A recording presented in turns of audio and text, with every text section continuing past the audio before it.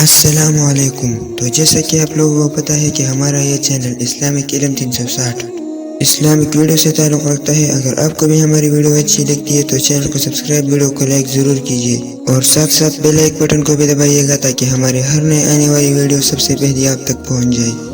اعوذ باللہ من الشیطان الرجیم، بسم اللہ الرحمن الرحیم۔ درختوں میں سے ایک درخت ایسا ہے جس کے پتے کبھی نہیں جھڑتے اور اس کی مثال مسلمان جیسی ہے۔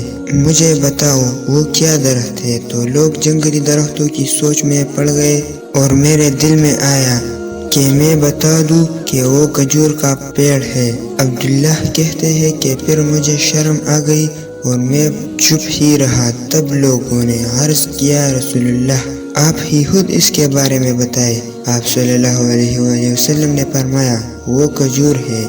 عبداللہ کہتے ہیں کہ میرے جی میں جو بات تھی وہ میں نے اپنے والد حضرت عمر رضی اللہ تعالی عنہ کو بتایا۔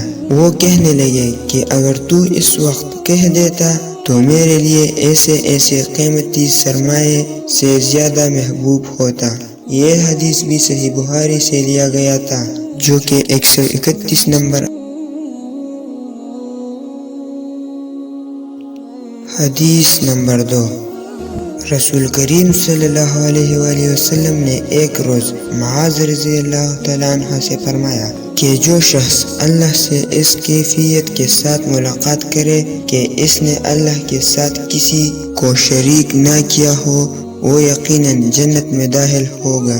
معاذ رضی اللہ تعالیٰ عنہ بولے، یا رسول اللہ کیا میں اس بات کی لوگوں کو بشارت نہ سنا دوں؟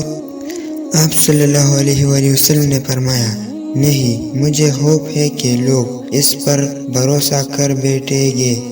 یہ حدیث بھی صحیح بخاری سے لیا گیا تھا، جو کہ 129 نمبر حدیث ہے۔